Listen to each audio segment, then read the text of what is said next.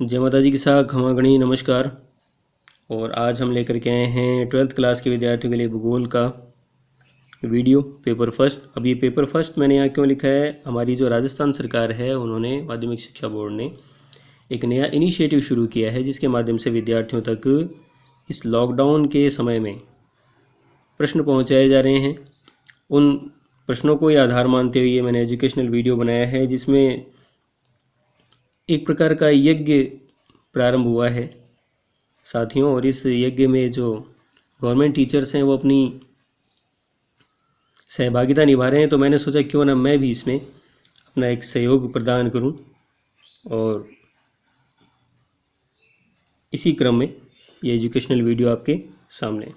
पहला प्रश्न है, हंटिंगटन के अनुसार मानव भूगोल के अध्ययन क्षेत्र बताइए। तो ये जितने भी प्रश्न हैं इनके आगे मैंने पेज नंबर लिखे हैं, उन पेज नंबर के माध्यम से हम सीधा बुक तक पहुंचेंगे और वहां से इन कॉन्सेप्ट को समझने का प्रयास करेंगे। तो देखिए पेज नंबर 3 के ऊपर, हंटिंगटन ने मानव भूगोल के अध्ययन क्षेत्र को 2 वर्गों में बांटा है, भौतिक दशाएं और मानवीय अनुक्रिया।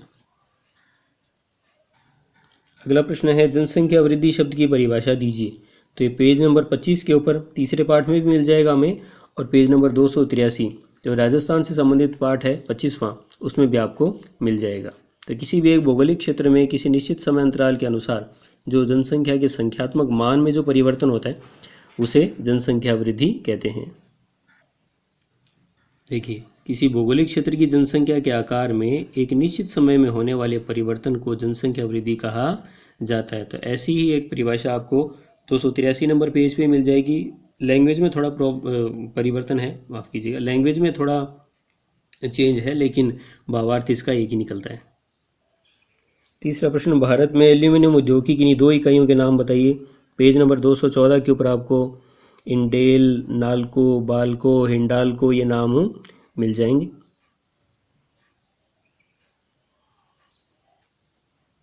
ये देखिए, पहला इंडेल, ये कारखाना झारखंड के मूरी नामक स्थान पर है। अगला बाल्को, भारत एल्यूमिनियम कंपनी, कोरबा छत्तीसगढ़ में, और हिंडाल्को उत्तर प्रदेश के रेनकूट सोनभद्र जिले में। तो हमसे 2 के नाम पूछें तो लिखने हैं आपको। चौथा, पुनर्चक्रण या पुनर्चक्रण से आप क्या समझते हैं। तो एक बार किसी धातु को काम में ले लिया, उसको दोबारा भी काम में ले सकते हैं। पूरी तरह शुद्ध तो वो काम में नहीं आता, लेकिन उनके जो स्क्रैप होते हैं, जो उनकी कतरन होती है, जो उनका बचा हुआ, जिसे हम सामान्य भाषा में कबाड़ कहते हैं, उसको पिघला करके गला करके फिर से काम में लिया जा सकता है। तो 146 नंबर पेज के ऊपर संसाधन का जो पार्ट है 15वां, उसमें मिल जाएगा। देखिए, पुनर्चक्रण 146 नंबर पेज पे, धातुओं की स्क्रैप, कतरन या उपयोग के बाद में खराब होने के बाद में उनको गला करके फिर से काम में लेना क्या कहलाता है, पुनर्चक्रण कहलाता है। बहुत ही उपयोगी और आवश्यक महत्वपूर्ण विधि है। और ये 147 नंबर पेज पे इसी का पोर्शन लिखा हुआ। देखिए विद्यार्थियों, एल्यूमिनियम को 80% तक, सीसा जस्ता को 75 से 80% तक, और तांबा को 65 से 75% तक फिर से काम में लिया जा सकता है इस विधि के माध्यम से।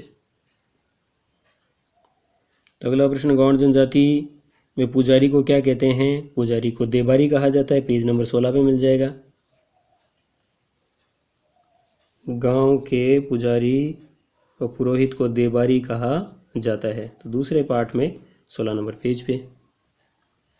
अगला प्रश्न, राजस्थान के एकाधिकार प्राप्त कोई 4 खनिजों के नाम बताइए। ये अति लघुतरात्मक के प्रश्न थे, अभी यहाँ से लघुतरात्मक के प्रश्न हैं। पेज नंबर 270 के ऊपर वॉलस्टोनाइट, जास्पर, ये गिया पत्थर, ये इनके नाम हमें मिलेंगे। तो यहाँ ये देख रहे होंगे आप, राजस्थान में खनिजों का क्षेत्रीय वितरण किसी एक प्राकृतिक विभाग में संकेंद्रित न होकर के छितरा हुआ है। लगभग सभी जगह ऐसा ही पाया जाता है। एक ही जगह पर सारे खनिज मिलना संभव नहीं है, और सब जगह अलग अलग संसाधन है। यही वजह है कि हमारा अंतर्राष्ट्रीय जो व्यापार है वो अस्तित्व में है। देखिए यहाँ लिखा हुआ, वॉलस्टोनाइट, जास्पर, जस्ता, सीसा, फ्लोराइट, जिप्सम, संगमरमर, एस्बेस्टोस, गिया पत्थर, रॉक फॉस्फेट आदि खनिजों के उत्पादन में राज्य का एकाधिकार है। अभी देखिए हमारा एक अभ्यास का प्रश्न भी है 23वां, उसको देख लेते हैं हम एक बार।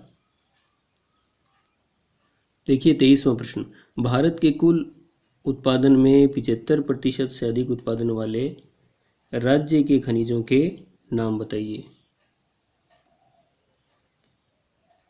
भारत के उत्पादन में 75% से उत्पादन कर रहे हैं राज्य के खनिज, तो जाहिर सी बात है कि ये एकाधिकार वाले ही खनिज हैं। अब देखिए इनका आंसर, ये मैंने साइड में लिखा हुआ है, तो यहाँ ये दिख रहा होगा, सारणीबद्ध किया है मैंने। वॉल्स्टोनाइट 100%, जास्पर 100%, जस्ता 99, फ्लोराइड 96, जिप्सम 93, मार्बल यानी कि संगमरमर 90, फिर एस्बेस्टोस 89% है, फिर 87 है, 80 और 75 है। यहाँ जो मैंने क्रम से लिखे हैं उन्हीं को ध्यान में रखते हुए देखो, यहाँ एक शॉर्ट तरीका बनाने का, शॉर्ट ट्रिक बनाने की कोशिश की है। वो जो बचता है उससे फ्लोर पर रखकर जीमो, जैसे हमारे राजस्थानी में कहते हैं ना जीमो सा, है ना, भोजन करें। जीमो ऐसा घिया कि देख कर शीशा भी क्या हो जाए, पत्थर रॉक हो जाए। वॉल्स्टोनाइट, जास्पर, जस्ता, फ्लोराइट, जिप्सम, मार्बल, एस्बेस्टोस, घिया, सीसा, रॉक फॉस्फेट। देखिए यहाँ 100%, फिर एक कम हो गया 99%, और फिर 3 का अंतर है, 99, 96, 93, ठीक है, 3 का अंतर, फिर एक कम हुआ यहाँ देखिए 89%, और उसके बाद में 80 वाली लाइन शुरू हो जाती है। 80 वाली लाइन में देखिए ये 89, 87, 80 और उसके बाद में 75। तो थोड़ा सा अपनी तरफ से कुछ ट्रिक बना करके इनको याद करने की कोशिश कीजिएगा। मैंने यहाँ कोशिश की है थोड़ा इनको याद करने योग्य बनाने का, बाकी आप ज़रूर अच्छा लगेगा आपको ये। अगला प्रश्न, ग्रामीण अधिवासियों के किन्हीं 2 प्रकारों की विवेचना कीजिए। ग्रामीण अधिवासियों के 4 प्रकार हैं, उनमें से हमें किन्हीं 2 के बारे में पूछा है, पेज नंबर 44 के ऊपर 44 नंबर पे।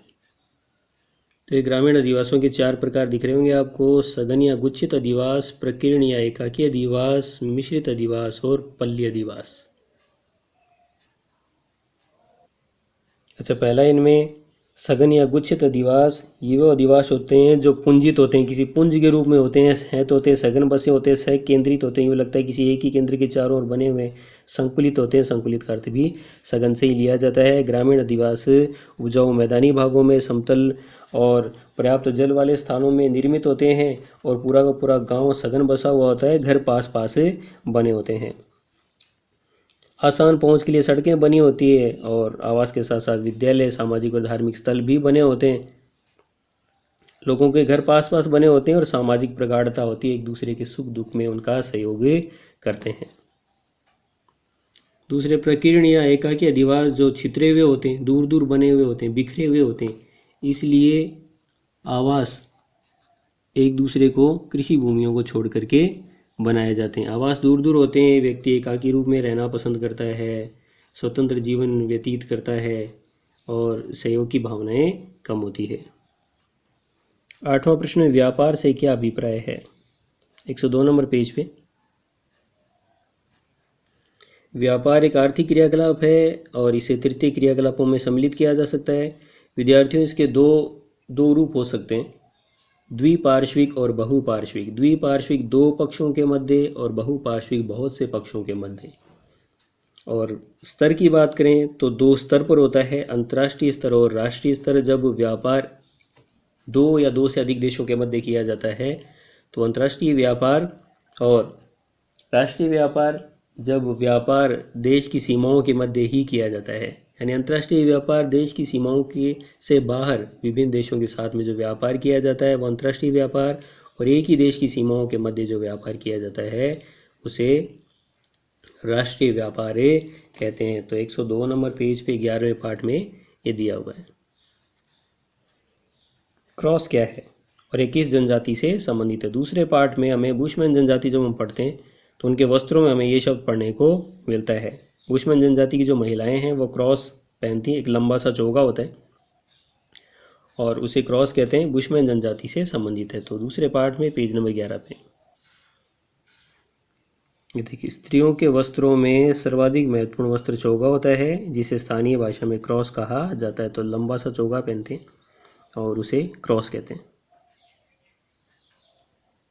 और 10वां प्रश्न लास्ट, स्थानांतरित कृषि की कोई 4 विशेषताएं बताइए। तो वो कृषि जो स्थान बदल बदल कर की जाती है उसे स्थानांतरित कृषि, कर्तन एवं दहन कृषि स्लैश एवं बर्न एग्रीकल्चर के नाम से भी जानते हैं। इसमें खेत को तैयार करने के लिए जंगलों में जाकर के पेड़ पौधों को साफ़ किया जाता है और वहाँ आग लगा दी जाती है, और इस प्रकार जो घास फूस, अध जले पत्तों के टुकड़े, ह्यूमस आदि निर्मित होते हैं, राख आदि जो निर्मित होती है, उसमें जो प्राचीन तरीकों से खेती का कार्य किया जाता है। 2-3 वर्ष तक खेती करते हैं, उसके बाद में जब उन्हें लगता है कि यहाँ मिट्टी का उपजाऊपन कम हो गया है, समाप्त हो गया है, तो किसी दूसरे स्थान पर चले जाते हैं और इसी प्रोसेस को फिर से दोहराया जाता है। ये कृषि स्थानांतरित कृषि कहलाती है। तो पेज नंबर 65 के ऊपर 8वां जो हमारा पार्ट है उसमें हमें ये मिल जाएगा। स्थानांतरित कृषि एक कृषि का सबसे प्राचीन रूप है। उष्णकटिबंधीय वनों में की जाती है। वनों को जला करके साफ कर दिया जाता है और इस प्रकार खेती का कार्य आदिम जनजातियां करती है। बोए गए खेत का आकार छोटा होता है। पुराने जो औजार होते हैं, लकड़ी, कुदाली, फावड़े, उनका उपयोग करते हैं। 2-3 साल तक भूमि में उर्वरता समाप्त होने के बाद में नए सिरे से नए खेत तैयार करते हैं दूसरे स्थान पर जा कर के, और अलग अलग जगहों पर इनके अलग अलग नाम है। जैसे भारत का पूर्वी जो भाग है, पूर्वी राज्यों में असम, विशेष रूप से असम में झुमिंग कहा जाता है। मध्य अमेरिका और मैक्सिको में मिल्पा, मलेशिया व इंडोनेशिया में लादांग और वियतनाम में रे, श्रीलंका में चेना आदि नामों से जाना जाता है। तो आई होप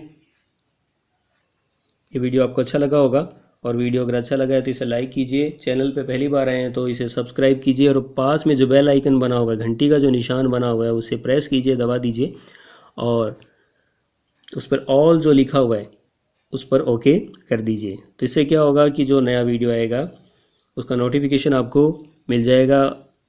उम्मीद करता हूँ ये प्रयास आपको अच्छा लगा होगा, और इसी तरह की कोशिश करूँगा और वीडियो आपके सामने आते रहें। आपने वीडियो को देखा इसके लिए बहुत बहुत धन्यवाद। जय हिंद, जय भारत।